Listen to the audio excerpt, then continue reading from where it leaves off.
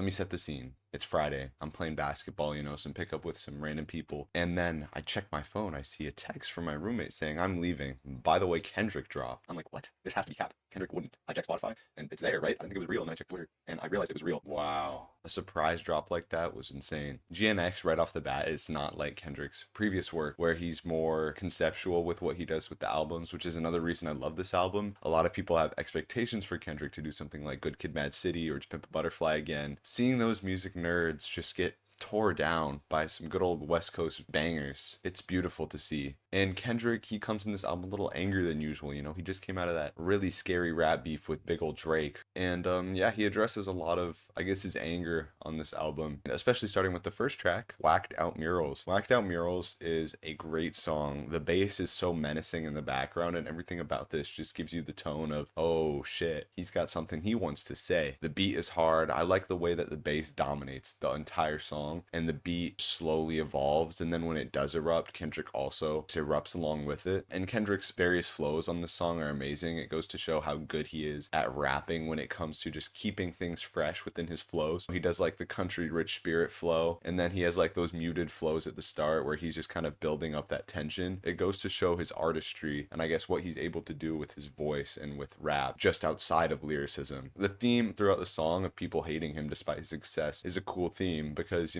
people did whack out his murals. You can see like pictures of it online. Spray paint on the murals. Despite all my success, people don't fuck with me. And the next song, Squabble Up. This one's a banger, man. I love this song. It's the snippet from Not Like Us. Not like us. They not like us. They not like us. And this song is so groovy. The synths, the drums are like fun. There's this little like wham wham. I don't know what it is. It's some sort of guitar thing, but it's cool. The production is just insanely fun on this song. The chorus is catchy, with the chanting back and forth. And Kendrick just has a really fun time on this song. Squabble. He just goes with a bunch of different flows. Everything is diverse, catchy, and fun. This is just meant to be a fun song. The way that he's able to switch his flow and like emotion mid-verse is something really special because I feel like with a lot of rappers, you kind of go through the motions of using the same flow throughout one entire song. But Kendrick doesn't really do that. He's able to do it mid-verse, which is especially commendable. There's not many rappers I can think of who can do that. Maybe like Killer Mike. And then the next song, Luther. This song is so pretty. Optimistic. There's a certain pleasant feel to the entire song, especially with how peaceful the instrument is and the strings are just really nice. Everything about this is just nice and pleasant. SZA does an amazing job on the chorus, and also when they harmonize on the chorus, it's beautiful. SZA and Kendrick's voices fit so well together. And then you have Man at the Garden, which immediately you can tell that this is going to be probably a more introspective track because there's this like ambient rain sound in the background. The drums are a bit muted. Everything just leaves room for Kendrick to storytell. The instrumental is a juxtaposition to what he raps about just because he's braggadocious, I guess egotistical to a sense, where he's just talking about I deserve it all, everything I've been through, everything I've done, I deserve it all. His repetition of I deserve it all is very eye-catching, ear-catching. I really like the end of this song because the way the beat gets more tense and Kendrick gets more angry along with the beat and it just like slowly rises up is like powerful and it just draws attention to what Kendrick is talking about here. It reminds me of Auntie Diaries because Auntie Diaries does a similar thing on the last verse. Hey Now. Hey Now is just a fun track. Hey Now. Hey Now. Another really groovy song. And the production actually does a really good job of staying fresh throughout this song. Sometimes I expect songs like this to just stay the same throughout with just the rapping performances changing and highlighting things. But no, the production really stays fresh. Goes to show like how good of producers that Soundwave and Jack Antonoff are. I think Mustard also might have helped produce this one. Kendrick obviously does a good job with his flows. This is something I'm going to keep mentioning because his flows truly are different. I also like the whole like alien vibe of the song. It's interesting and kind of unique. And then Dodie Six's verse is good. His back and forth part with Kendrick is good, and he also stands on his own very well. Kendrick includes a lot of West Coast rappers, like I guess more underground West Coast rappers. I'm from Washington. I would not know who these LA rappers are, but Kendrick gives them a spotlight, and that's a really cool theme throughout the whole album because this is a West Coast album through and through. And then Reincarnated. I love the way that the piano dances around on this track. I can hear it in my head right now, like I'm not gonna go into detail details about the concept of this track. I'll go into a little bit, but it's a very cool conceptual track. Kendrick is a good storyteller. He can nail a concept when he tries. I like the anger in his flows because it's a good change up for the album. There's a lot of anger on this album. This is like a different type, yelling, but holding himself back. The last verse is what I'm going to talk about mainly because the production on this verse is heavenly. It's very lush. There's a lot going on, but it meshes together so perfectly. While a lot of the other songs aren't as layered, this one is, and I think it works really well because hearing lush and cohesive production is quite special. Thematically on this third verse, people are saying that God is talking to Lucifer as Kendrick is playing Lucifer in the song. Don't fully see that, but I do see God talking to Kendrick about like his downfalls and his pride, which I think is interesting and provides a contrast to like Man at the Garden where he's saying I deserve it all. Kendrick's part about how he wants to rewrite evil and contrasting those from the first two verses. And then there's a Super Mario 64 star sound effect. TV Off is right after this. It's the Not Like Us of this album. There's no better way to say it. It's got a similar feel. They Not Like Us. Because Mustard did produce it once more. And this one just slaps. This one's definitely a club banger. Kendrick absolutely slides on the second verse. I'm not gonna yell it. Well,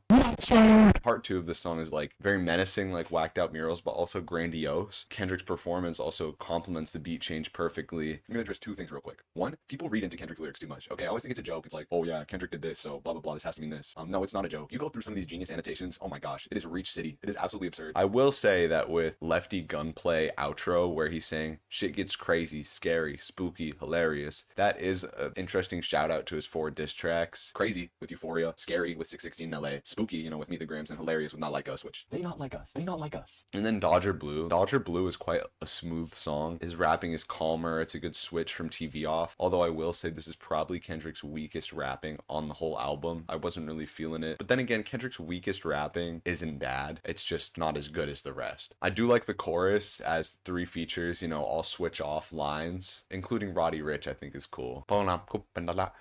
I do feel like this song is a little short. It doesn't feel fully realized. If you added like another minute, I might like this song more. And then Peekaboo. Peekaboo is a song that some people are like clowning. Kendrick just wanted to make a fun song, all right? He's just having fun here. And I think it's funny. First, I'm going to address the hey, hey, hey, hey, hey. That's my bitch. I think that part is funny, but it's a little offbeat and doesn't sound quite like it fits. That's my main criticism. But afterwards, it's fine. And especially when he drops the hey, hey, hey, and then just starts sliding on the beat. Overall, this is a fun and calm song. I wish the beat was a bit more exciting, but it functions and I like it. And I will address greatest Kendrick lyric ever, which is bing bop boom boom boom bop bam.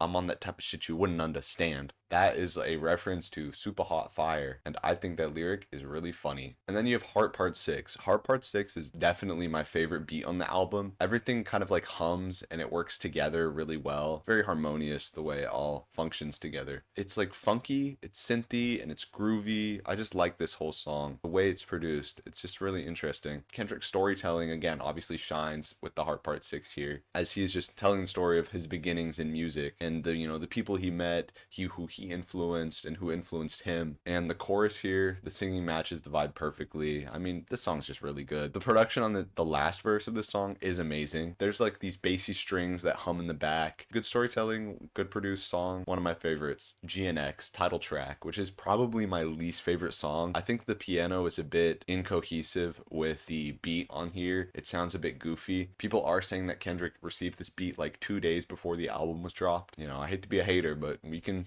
tell with this beat. No amount of Jack Antonoff and Soundwave saving this worked. I did like Kendrick's rapping. I thought it was interesting enough to save the beat in a sense, but leaving the song to primarily features, although it does play into that theme of promoting the West Coast and these underground rappers, I don't think it works because Kendrick is a great rapper and the more the merrier from him, especially on a beat like this that doesn't work as well as some of the other beats on the album. I liked Hidda J3's verse, but the last verse I didn't like as much, and it's not just because of the rapping, because the production has about nothing going on. The last verse, they drop the weird piano, like one set of drums. Strangely empty for this album. And the rap performance is probably the worst on the song, although I don't think it's bad. Then you get into the last track, Gloria, and this track is beautiful. Another conceptual song about Kendrick rapping about a girl, aka his pen, his ability to write and rap. He talks about what began to inspire him to rap as This song, I guess, has 3 different phases of sorts. First, he talks about his beginnings, what inspired him to rap. Then he, I guess, talks about his album cycle up to Mr. Morale. Not up to Mr. Morale, up to 2017, where he had writer's block. The way he, I guess, blames himself and his lack of writing is really interesting. This is a very dynamic song. Production-wise, I love the way this beat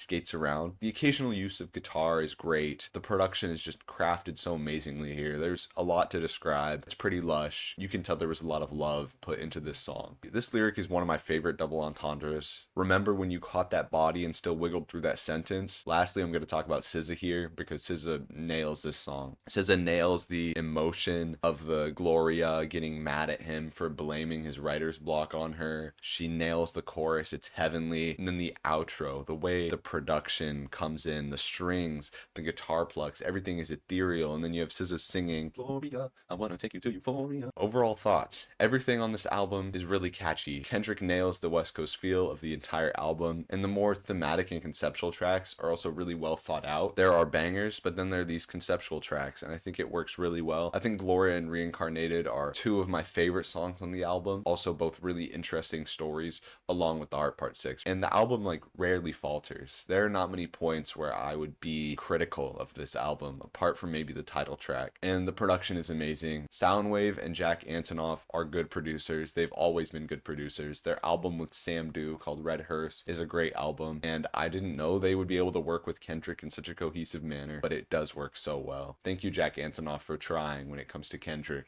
and not Taylor. Overall, I really enjoyed this album. It's definitely going to be in my end of the year list, and 9 out of 10 pretty comfortably.